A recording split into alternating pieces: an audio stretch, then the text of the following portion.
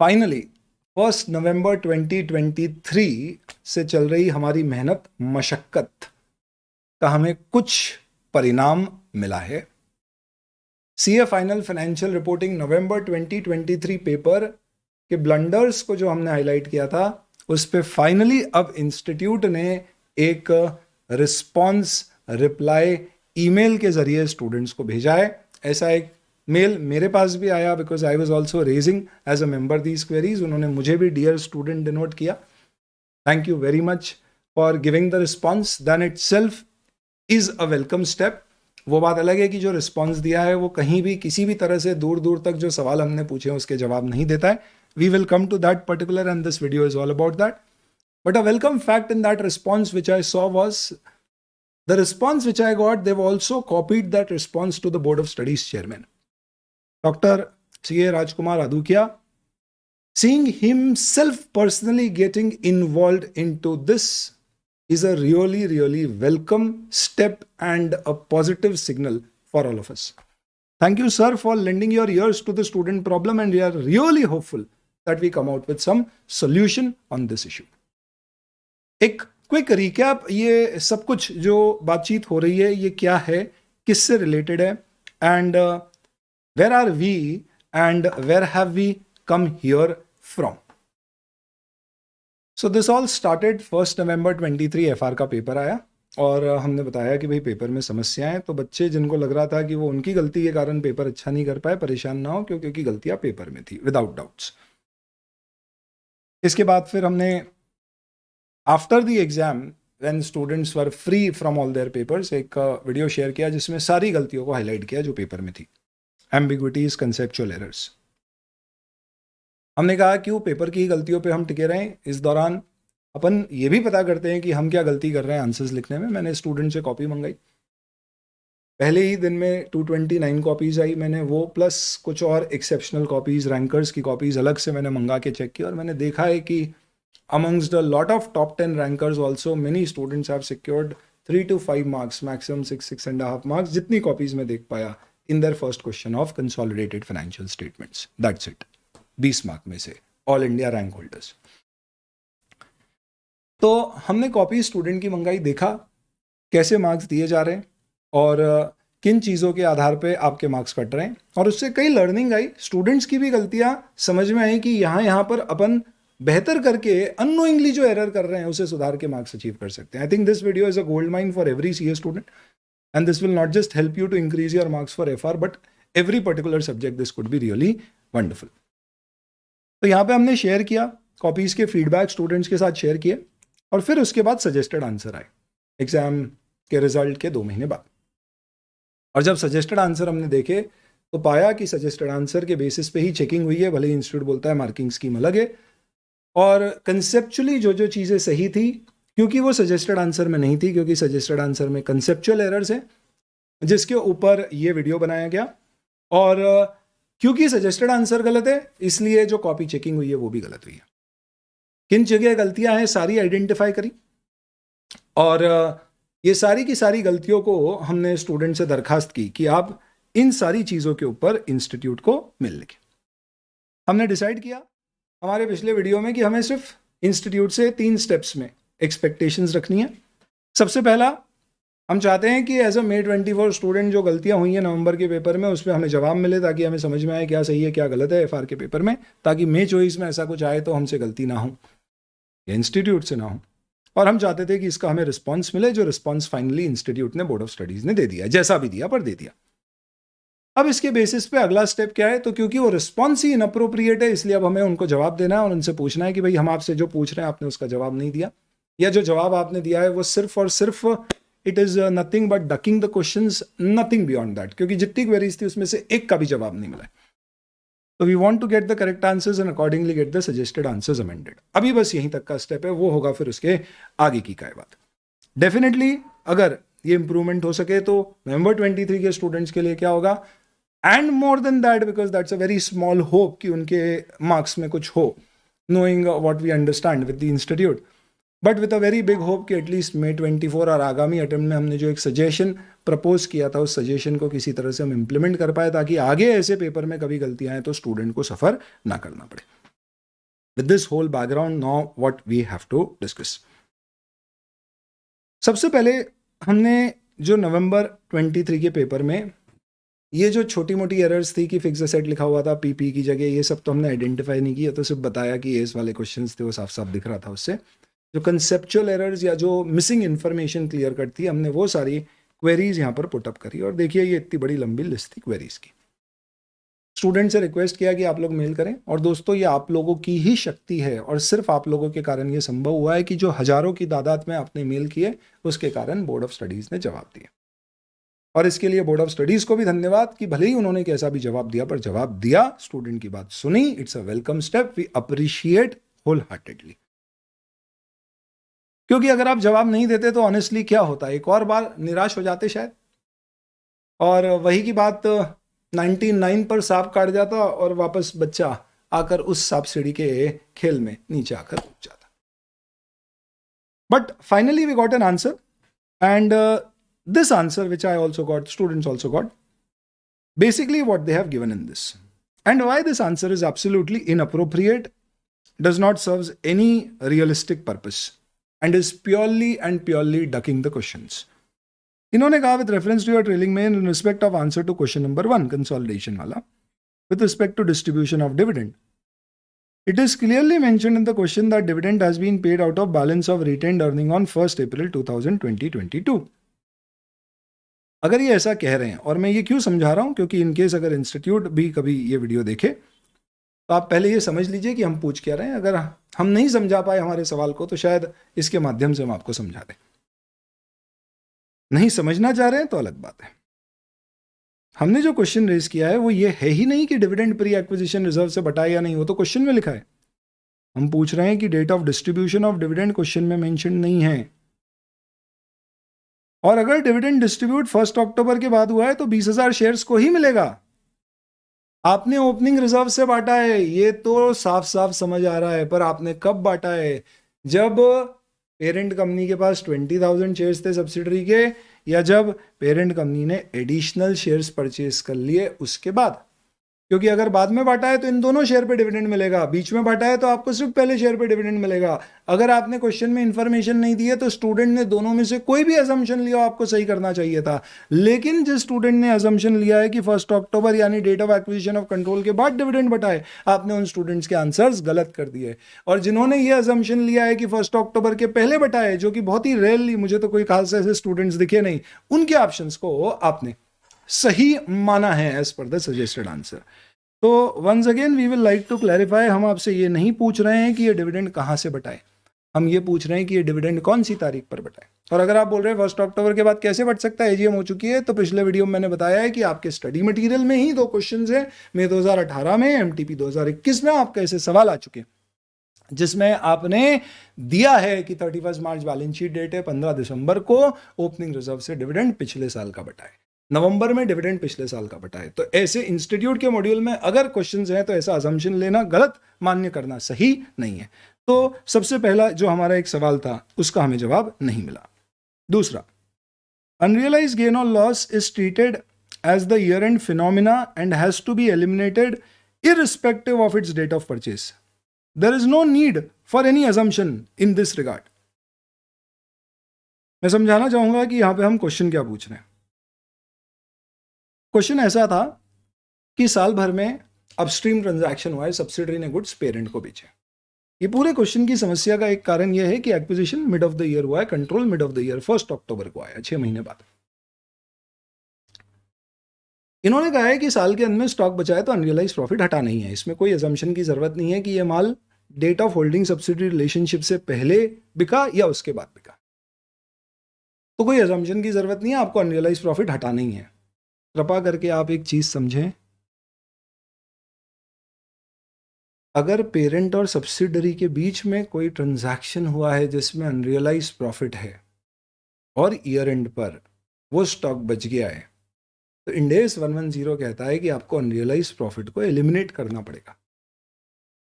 लेकिन अगर ट्रांजैक्शन उस समय हुआ है जब होल्डिंग सब्सिडरी की रिलेशनशिप ही नहीं थी, that means pre acquisition period, that means before 1 अक्टूबर, तो क्या आप ये कह रहे हैं कि प्री एक्विजिशन पीरियड के दौरान हुए इंटर कंपनी ट्रांजैक्शन के अनरियलाइज प्रॉफिट भी एलिमिनेट करना पड़ेंगे? क्योंकि यहां पर सब्सिडरी ने गुड्स होल्डिंग को बेचे।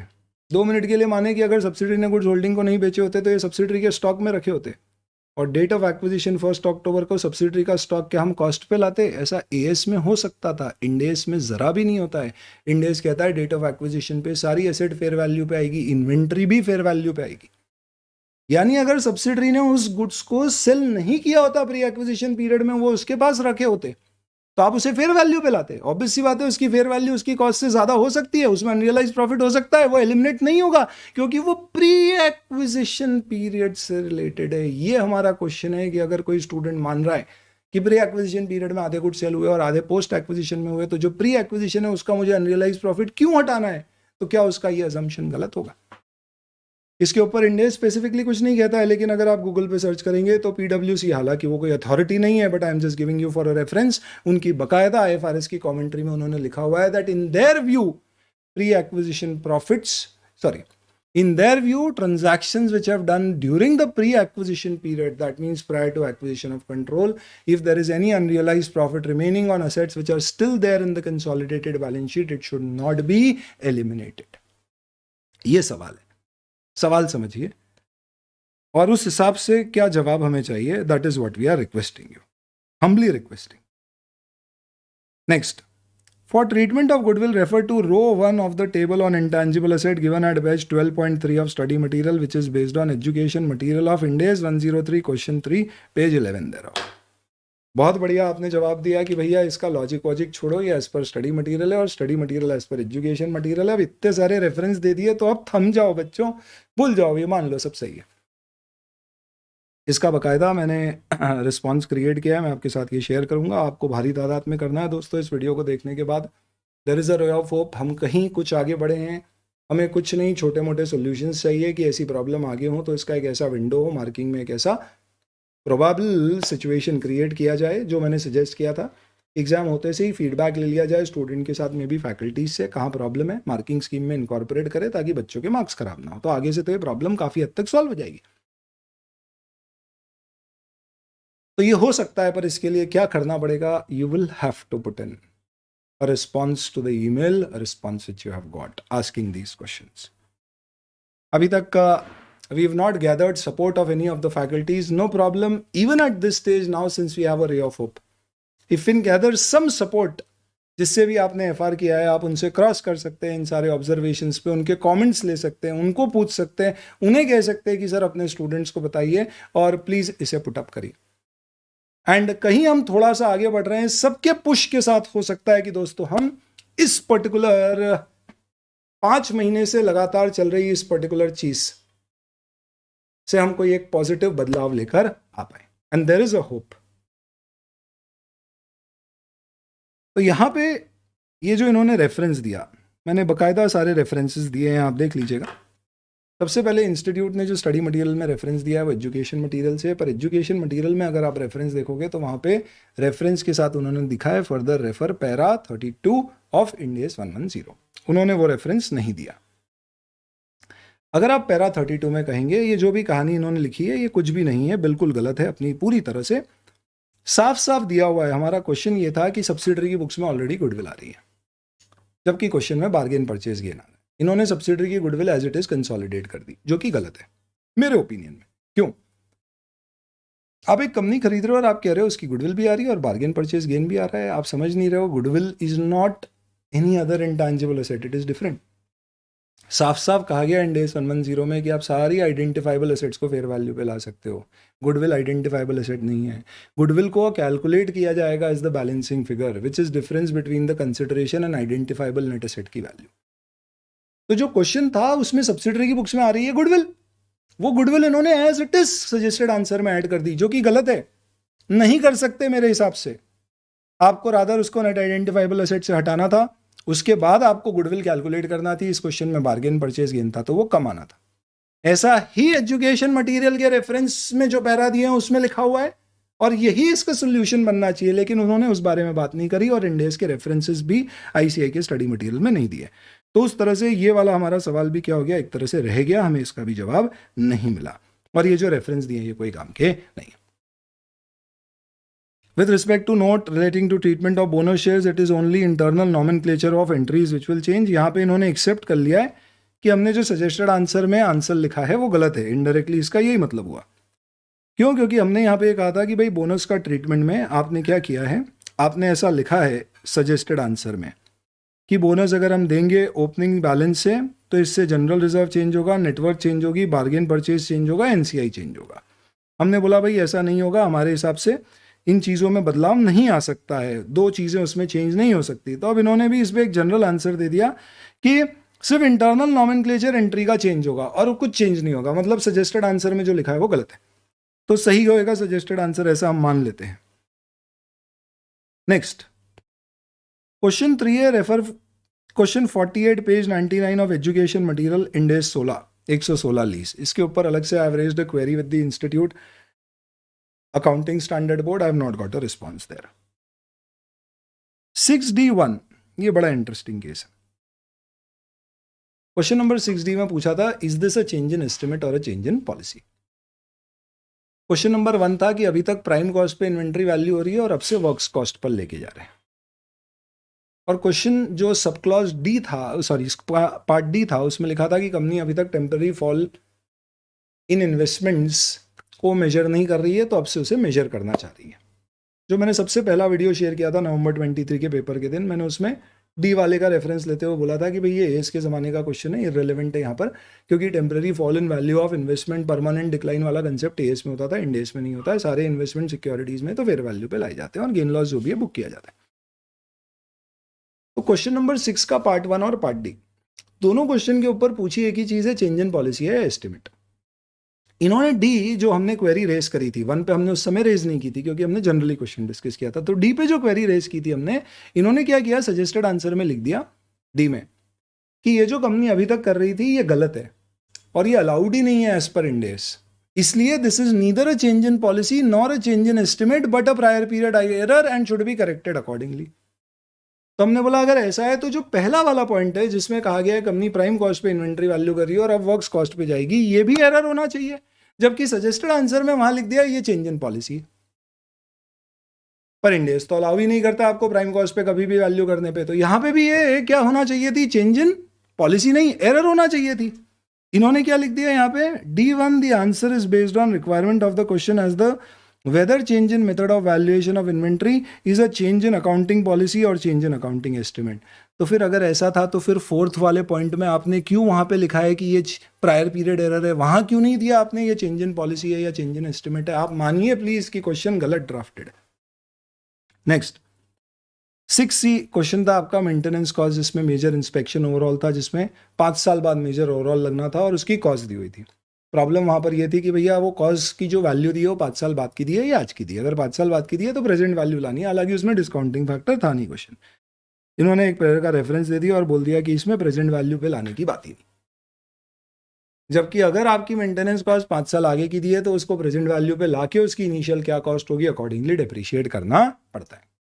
तो ये साफ तौर पे जितने हमने सवाल रेज किए इसके बेसिस पे एक भी सवाल के ऊपर हमको कोई जवाब नहीं मिला है। हम क्या चाह रहे हैं इसको और क्लैरिफाई करते हुए, पहला मेल भी पूरा क्लैरिफाइड था, मैंने एक रिस्पॉन्स मेल टेलीग्राम पर कल शेयर किया है, यहाँ से आप इसे पिक करके आप इसे इंस्टीट्यूट से क्रॉस कर सकते हैं कि भाई आप प्लीज़ बता दीजिए कि ये हमारी एग्जैक्ट क्वेरी, इसका क्या आंसर होना चाहिए और ज़रूरत पड़े तो आप सजेस्टेड आंसर चेंज कर दीजिए, ये हमें लिखना नहीं है। इंस्टीट्यूट ने क्या किया, ऐसे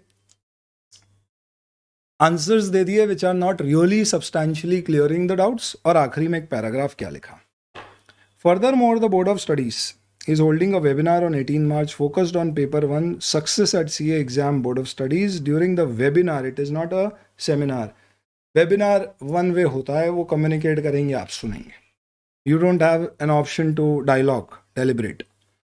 In addition to subject specific guidance, discussion of questions, some of the doubts which have arisen while solving certain questions in the past examination, common errors committed by the students would be taken up। We are talking about the errors of the suggested answer and the question paper and not the student's error। So this webinar, how useful will it be, is something which is actually a doubt। I thought I'll share this particular feedback with you as to what is the update all the students who have filled in the form for CASA, thank you very much. अब आप लोगों का एक community हम create करेंगे. We were just hoping to get some response from the institute to take it forward. Once again, thank you Institute for responding. Thank you Board of Studies Chairman for getting these responses copied to you and lending your ears. Thank you students for following this particular thing up. And we hope कि इससे कुछ बेहतर, कितना बेहतर relative term है समय बताएगा, पर कुछ बेहतर आने वाले अटेम्प्ट्स के लिए हमारे साथ हो सके. आगे करना क्या है हमें? Number 1, we have to share these responses as a reply back to the institute, very humbly asking that this is our query, please respond them. And number 2, we need to also get even more participation. जहाँ से भी आपने FR किया आप उनसे इन चीज़ों को cross करवाएं, रीचेक करवाएं, असेस करवाएं एंड अकॉर्डिंगली और भारी मात्रा में पार्टिसिपेशन दिलवाएं. और कोशिश करें कि हम ऑल लार्जर स्केल में बता सकें कि this is a problem which exist, which is there, which is span across with every particular student of CA final. Thank you very much and with the hope of a positive change.